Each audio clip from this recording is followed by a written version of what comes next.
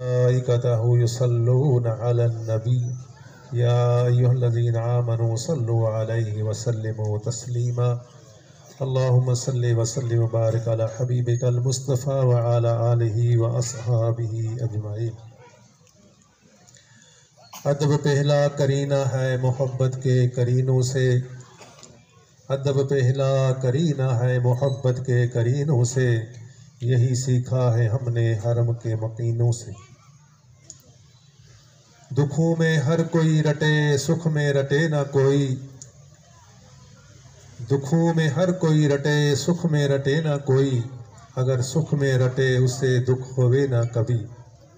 मौजूद सामीन, ये बाबरकत महफल, ज़िक्र की महफल, रमज़ान मुबारक के प्यारे प्यारे महीने के साथ इसकी निस्बत, जैसा कि मुफ्ती साहब ने हज़रत इमाम हसन रज़ी अल्लाह तआला की वलादत बास आदत पे रोशनी डाली। निस्बतें तो बहुत हैं, मगर जो मुझे चंद मिनटों के लिए मौजू दिया गया वो रमज़ान मुबारक का मौजू है। ये माह मुक़द्दस जिसकी एक एक घड़ी बड़ी कीमती है, जिसमें रात व दिन अल्लाह ताला की रहमतों का नज़ूल है। देखने वाले देखते हैं, और ये ईमान वालों के लिए सीज़न का महीना है।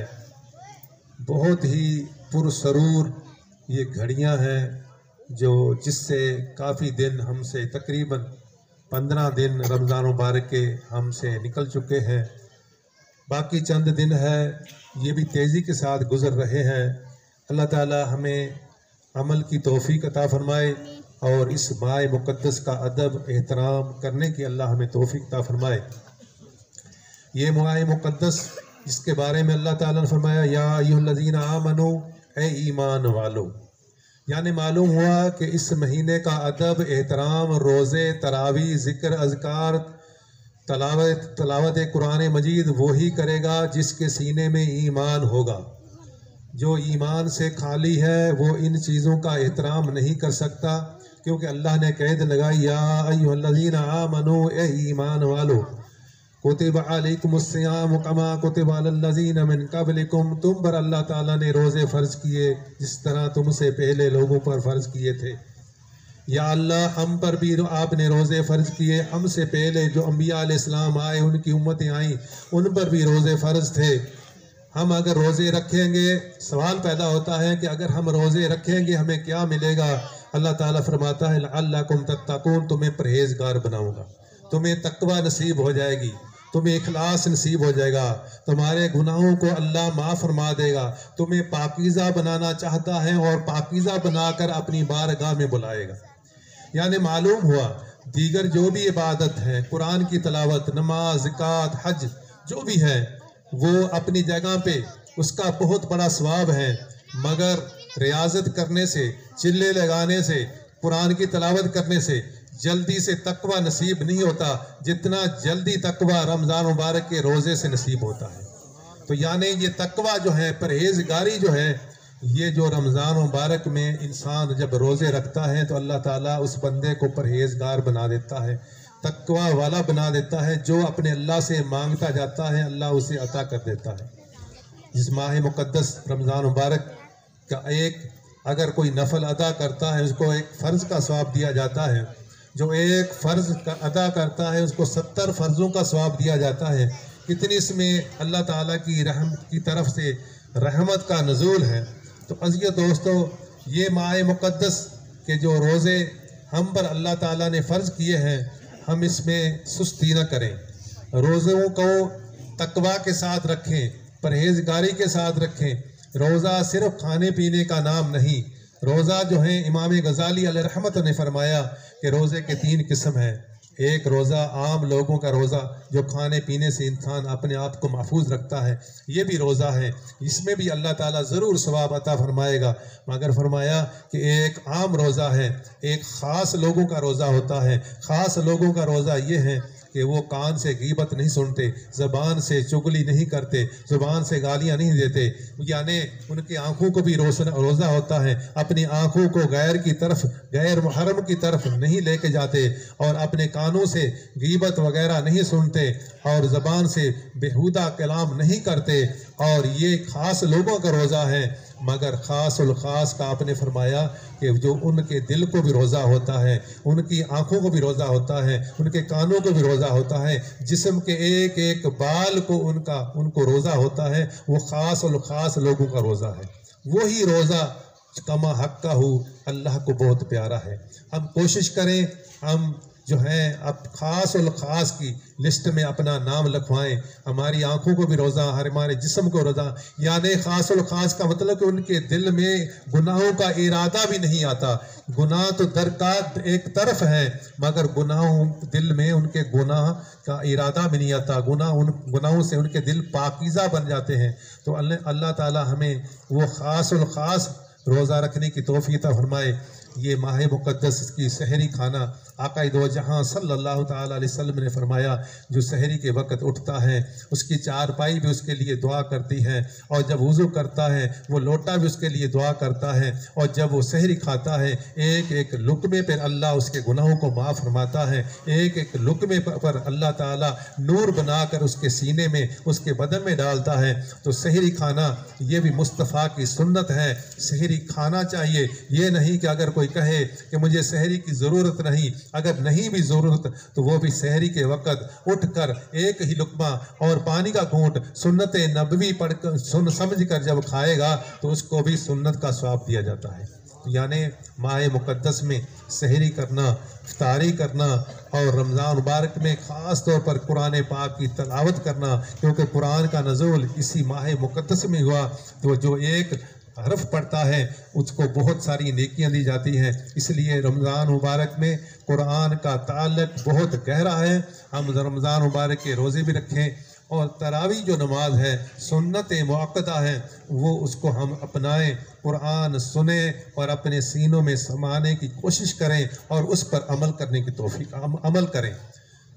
उलमाए फरमाते हैं, सूफिया इकराम फरमाते हैं, सारा कुरान पढ़ने से बेहतर है कि जो तुम तलावत करो, जो तुम पढ़ो वो तफसीर के साथ पढ़ो, उस कुरान का तर्जमा पढ़ो, उसकी तफसीर पढ़ो।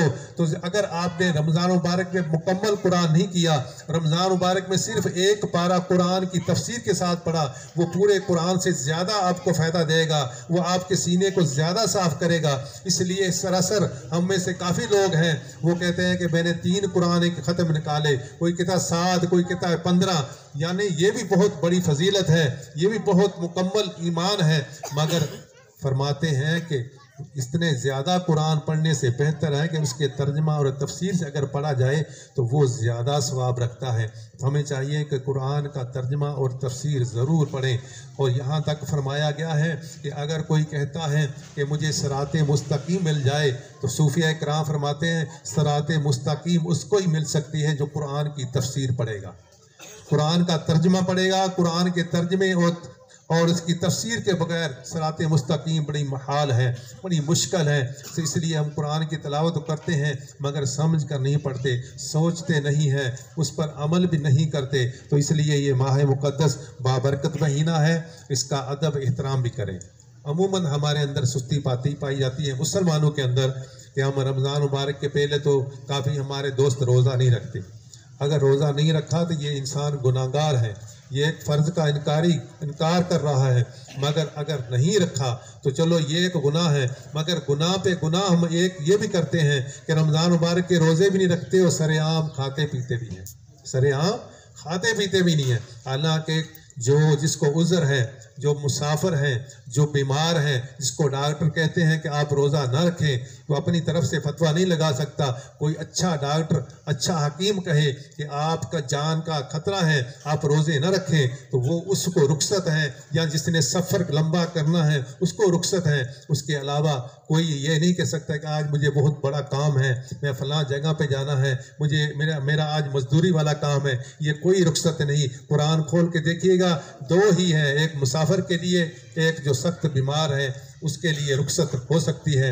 तो अज़ीज़ दोस्तों, हम पहले रोज़ा नहीं रखते, तो अगर नहीं रखा तो उसका एहतराम भी नहीं करते, एहतराम नहीं करते।